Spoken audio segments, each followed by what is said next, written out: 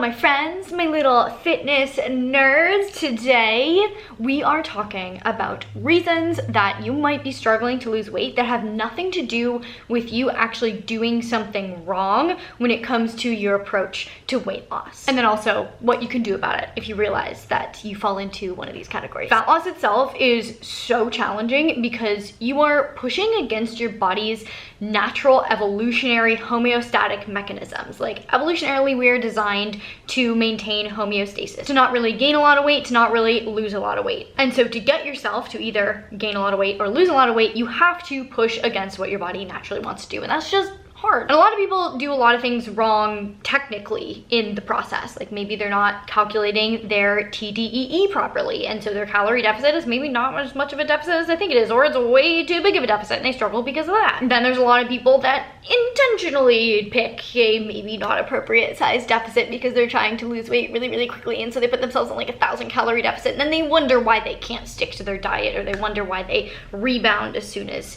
they lose the weight. Or some people are just not training correctly, you know, prioritizing doing a lot of cardio over resistance training. There's any number of things that can go wrong in the fat loss process that are just technical mistakes. But sometimes people do everything spot on correctly, like to the T, scientifically backed strategies, following my strategy that I outlined in my course Fat Loss 101, and they still are not losing weight. And usually, if this is the case, there's one of 4 factors going on here, and so I want to take a second to sit down and highlight these for you guys. So if you're trying to lose weight and you know that you're doing everything correctly, you've watched all my videos and you're implementing all of the tips that I give, and things just are not working, then watch this video, take a second, and evaluate if any of these may apply to you. First and foremost, one of the most common issues that a lot of people are facing today is a hormone imbalance. While fat loss technically is calories in versus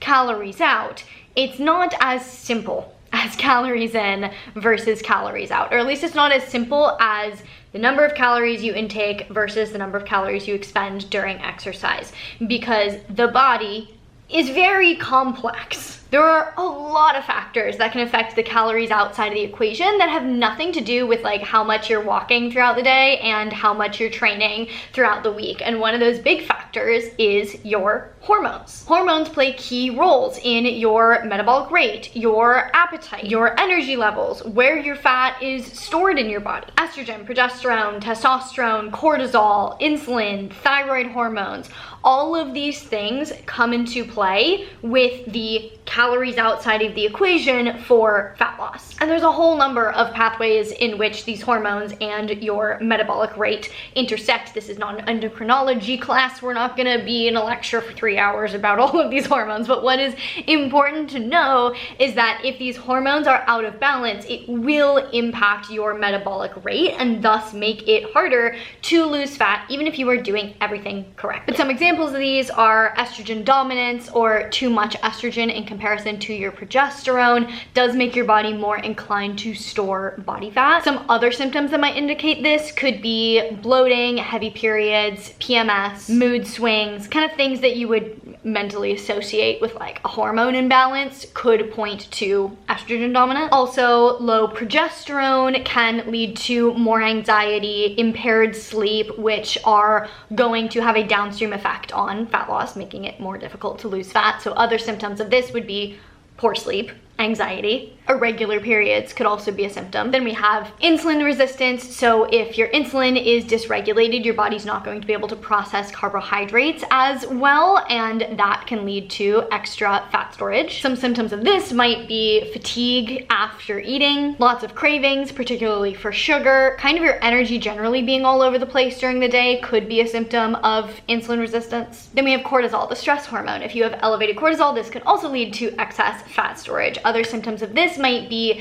feeling tired but wired, cravings for salty or sugary foods, poor recovery from your workouts. And then last example would be thyroid dysfunction. It can directly impact your metabolic rate. And symptoms of this could be feeling tired and sluggish, having cold hands and feet, having constipation or digestive issues, hair thinning, and weight gain, of course. So paying attention to these aforementioned symptoms of hormone imbalance could be really, really helpful in determining whether or not you might want to consider hormone imbalance as a reason that you might be struggling to lose weight. And if you do think you have a hormone imbalance, I highly recommend testing so that you can get like an actual concrete answer. There's nothing worse than assuming that you have an issue and then spinning your wheels trying to fix it when that wasn't the actual issue in the first place. So testing is going to save you so much time and energy and brain power. It'll allow you to just like hone in and focus on the actual issue. So first and foremost, testing estrogen and progesterone would potentially be super helpful in determining if you have a hormone imbalance and getting to the root of any other uncomfortable symptoms that you might have because of it. Checking your HbA1c is a useful tool for screening for diabetes and prediabetes, so it'll really help you understand your level of insulin sensitivity and whether or not that's contributing to your issues. And then if you do find out that that is the case, that's really, really helpful in helping you understand diet and lifestyle changes you can make to essentially help fix the problem. You can also do a thyroid panel to help you screen for conditions like hypothyroidism or hyperthyroidism. And if you do want to get any of these tests done, then LabCorp On Demand, the amazing sponsor of this video, makes it super easy. They have over 70 different lab tests that you can purchase directly on your own without a doctor's appointment. That was one of the things standing in my way for a very long time of getting testing done, is having to like go through the whole system and like make a doctor's appointment and talk to a doctor and be like, please let me test for this thing. And then having so many doctors be like, no. And you're just like, please? And they're like,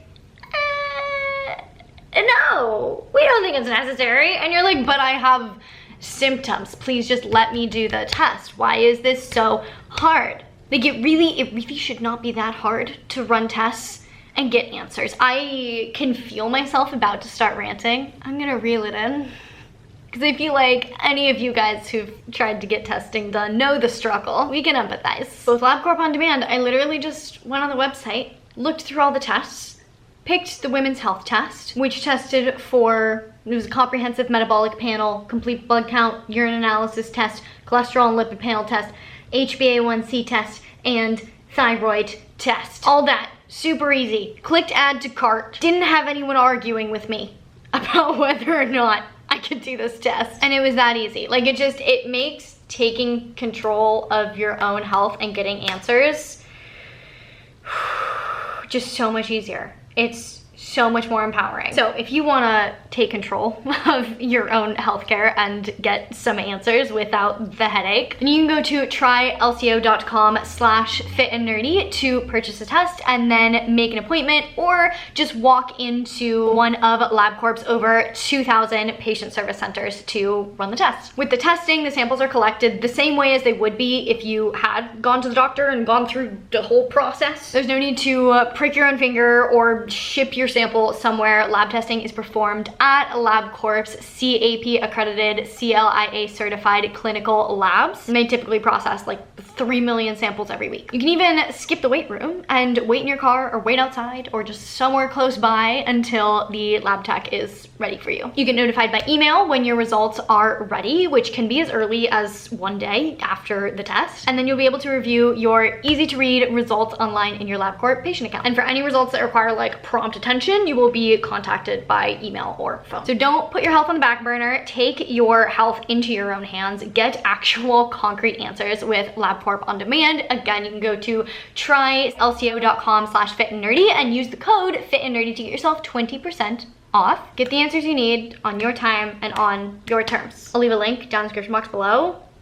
Check it out. And then if you do find out you have a hormone imbalance, all hope is not lost. You are not doomed to have a hormone imbalance forever. Most people are going to be able to reverse this and balance their hormones, balance out their body. The specifics are gonna differ from person to person based off of your background, the hormone imbalance that you have. But as a whole, the big things that are going to help with pretty much any hormone imbalance are, number one, prioritizing good quality nutrition, focusing on whole unprocessed foods, making sure you're getting in enough high high quality protein and healthy fats, prioritizing more complex carbs, getting in your fiber. Cruciferous vegetables specifically really helpful with moving estrogen through the body. So if you have estrogen dominance, then adding in more broccoli, cauliflower, Brussels sprouts, etc. could help a lot with that. Next thing, managing your stress. So implementing things like breath work, meditation, journaling. A lot of hormone imbalances are stress induced. So if you can manage your stress, it's gonna help your body come back into balance. And then lastly, focus on your sleep. If you're not sleeping enough, you're probably giving yourself some amount of hormone imbalance. Lack of sleep can dysregulate just about everything. So my tip here is always go to sleep 9 hours before you need to wake up so that you can give yourself a full 9 hours to sleep if your body needs it. Your body might not need that every night, but sometimes it might. Sometimes it might need 8 hours and 15 minutes. And if you're going to bed 7 hours before you need to wake up, your body is not getting the amount of time it requires to get the rest it requires to restore itself so that it can be in optimal health and balance. Go to sleep. Stop watching this at 2 a.m. I see you. I know there's at least one of you. Go to bed. The next big thing that I see preventing people from losing weight that aren't inherently doing anything wrong is having a slow metabolism. Now, to be fair, for a lot of people, this is caused by things you have maybe done wrong in the past, but that's good news because that means it's reversible by now doing the right things. But let me backtrack. Your metabolism is essentially how your body converts food into energy to be used. It's a lot of other things as well, but when it comes to weight loss, that's the simple explanation. A slow metabolism just means that your body is burning fewer calories. Factors like age, muscle mass, daily activity level, and hormone balance can impact your metabolic rate. Signs of a slow metabolism can include difficulty losing weight when you feel like you're doing everything right. This is probably one of the biggest things I see, which is why I created my course Reverse Dieting 101 to help people undo this, because this was like anytime I had a client come to me and they're like, Marissa, I'm doing everything right. I'm like, what's going on? We would find out that they have a slow metabolism, they needed to fix it, and then they could lose weight just fine. But other symptoms can include fatigue and sluggishness, cold hands and feet, low energy, particularly in the morning. Hormone imbalances can kind of be a symptom of this, but it's usually more of a byproduct of the cause of it. And the cause of a slow metabolism can oftentimes be chronic under-eating, especially if you've been trying to lose weight for a long time. You're just not giving your body enough nutrients to make the hormones that your body needs to make. And so you end up with a hormone imbalance because you've been restricting for so long. This is something that I have seen very, very commonly with clients that have had a slow metabolism who are trying to lose weight for a long time, is it often went hand in hand with a hormone imbalance. So how do you find out if it is a slow metabolism versus you're just not approaching fat loss the right way? First things first is evaluating your TDEE, your total daily energy expenditure, or the number of calories you need to eat to maintain weight. If that number is low, then you just have a slow metabolism. And I actually have a calculator to help you determine this. So if you're trying to figure out if you have a slow metabolism, I actually have a whole mini course to help you determine this. If you want to take Metabolism Mastery, it's a free mini course all about your metabolism, and it helps you figure out if you have a slow metabolism and if you need to fix that versus try something different. So that actually walks you through step-by-step of how to determine this in a lot more detail. But the short of it is track your calories for a couple weeks, track your weight. If you're maintaining weight, then you take the average of your calorie intake. That is your maintenance calories. If that is below a certain threshold, then you just have a slow metabolism. You just gotta fix your metabolism. And if you don't wanna go through my whole Metabolism Mastery mini course in order to determine this, you can just go to holisticfitnesslabs.com/calculator, and that will give you the number that is the threshold of where you would have a healthy metabolism versus a slow metabolism. So if your maintenance calories are below that number, you have a slow metabolism. But just sign up for Metabolism Mastery. It'll walk you through literally everything. It's free. And then additionally, there's some testing that you can do to also help kind of confirm this or do a deeper dive into your metabolism. First thing I would potentially recommend is a thyroid panel. If you have an underactive thyroid, chances are your metabolism is slow. And then also doing a micronutrient panel can be really helpful because deficiencies in things like iron, B vitamins, and vitamin D can contribute to a slow metabolism. So if you see those deficiencies, then you could potentially work on correcting those deficiencies through supplementation and diet, or just know that you might have a slow metabolism and need to work on fixing that. LabCorp On Demand also has those tests available. So what do you do if you have a slow metabolism? Good news, you're not doomed. The way to fix a slow metabolism is through reverse dieting. This is a process by which you slowly increase your calories while resistance training in a very intentional, incremental way so that you don't gain excess body fat, but your metabolism just slowly adapts to the increase in calories, and then suddenly you have a faster metabolism. I mean, it's not suddenly, it does take a little bit of time, but like so worth it, because then you're not stuck trying to maintain weight on 1,200 calories a day, wondering why you feel miserable all the time and why eating one burger makes you gain 20 pounds. I walk you through step by step everything you need to know to do the most optimal, perfect reverse diet in my course, Reverse Dieting 101, which is not free, but in my opinion, very worth it, obviously, or else I wouldn't have it as a course. But all the feedback that I've gotten on the course has been people just being like, wow, I feel so much better. My metabolism is so much faster.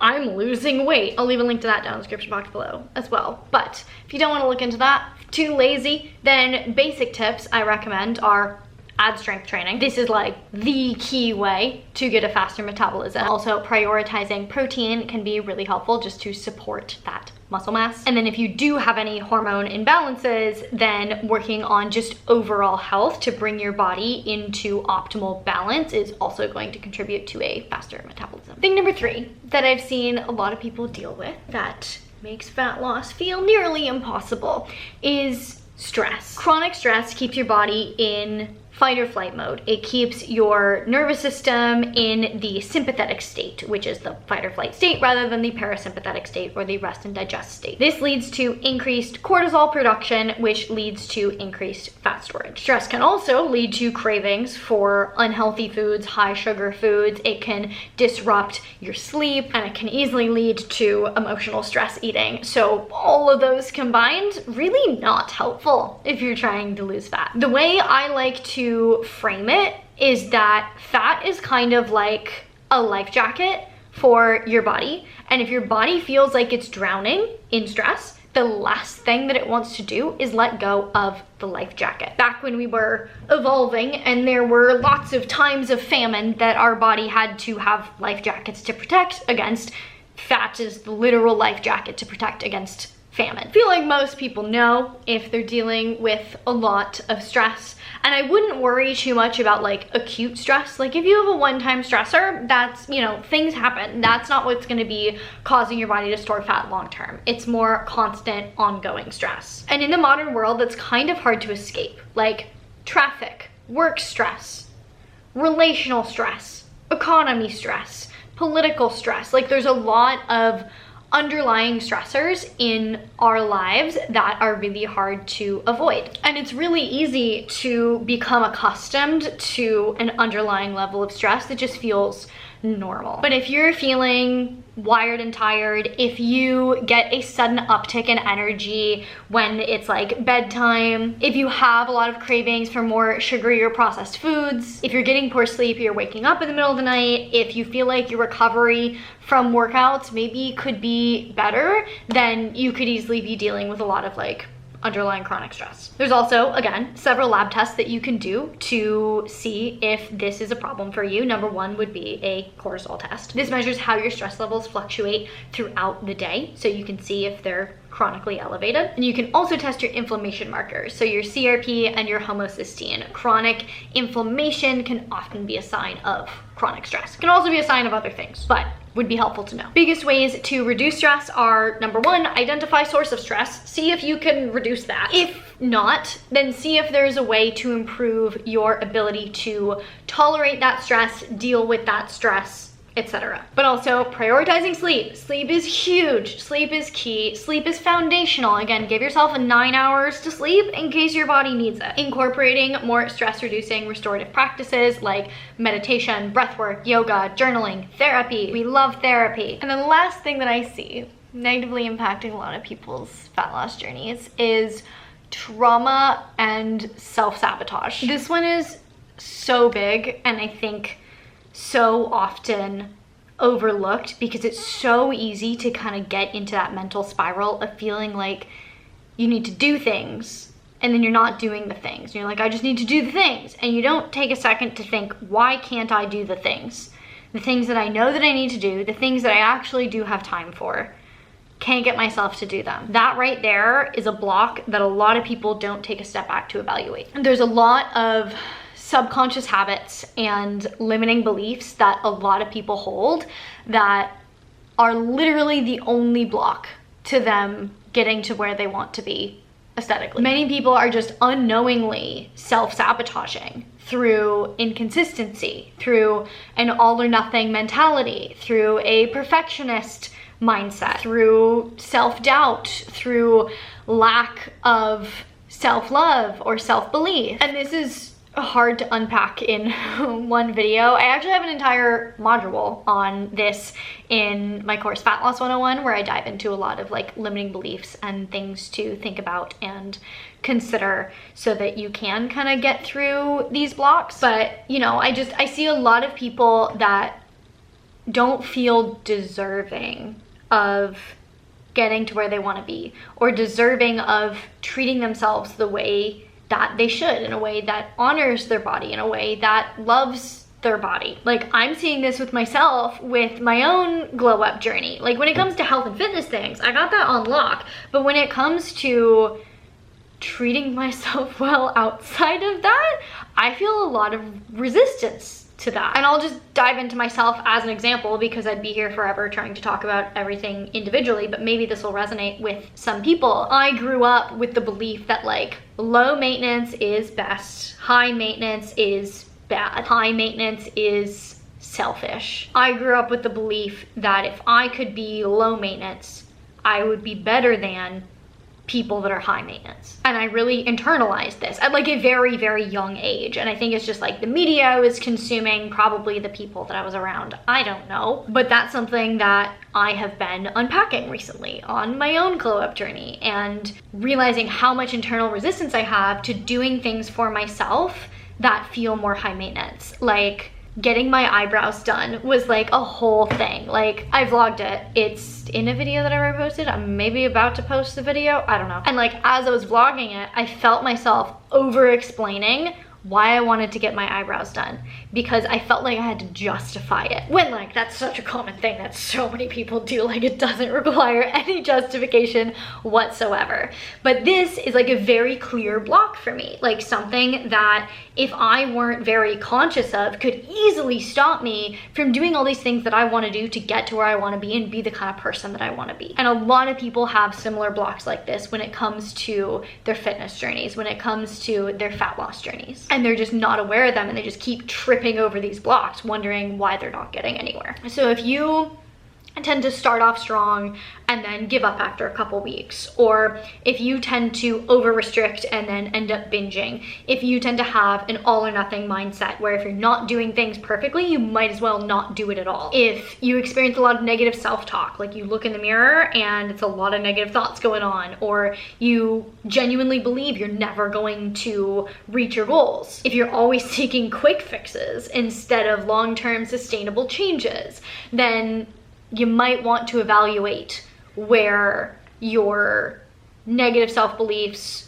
are coming into play, where your trauma might be coming into play, where your self-sabotage might be coming into play. And the first step to getting around this is identifying what it is. Like, it's really hard to make changes when you don't know what's wrong. So a great way to do this is to do some journaling. Like, if you can journal regularly throughout your fitness journey, that can be really helpful to see what's coming up and actually force yourself to face your thoughts and your beliefs and like see them on paper and look for patterns. Even better would be therapy, although that's not accessible to everyone, but I do highly recommend if you can. So identifying the things that are getting in your way, step one. Step two is, since there's a huge variety in things, kind of depends on the thing.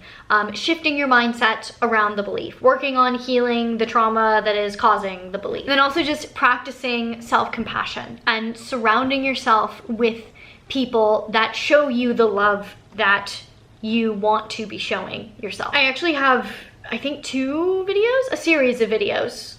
I'll try to link them in the description. At least 2 videos on mindset around like self-love and loving your body. I think those could be incredibly helpful for a lot of people to check out. So give those a little clicky click if you think body image might be at the root cause of some of your stumbling blocks. This one is clearly very complex, and it would be hard for me to give any more specific answers without working with specific people. So if you do want to work with me through anything, you can sign up for a consultation with me or sign up for one-on-one coaching with me at MissFitAndNerdy.com. But in the meantime, that is that. Those are the 4 big things that I have seen as a coach be the big things that prevent people from losing fat even when they're actually doing everything right. Let me know in the comments down below if any of these resonate with any of you guys, if you think that these might be the things that you are dealing with that are preventing you from reaching your goals, or if you have any other questions, comments, insights, etc. Please share them in the comments. And again, if you want to test for some of these issues, do make sure you check out LabCorp On Demand and use my code FitAndNerdy to get yourself 20% off your order. Link down in the description box below. If you guys liked the video, please give it a big thumbs up. It really does support me and my channel. Please share this video with your friends, your family,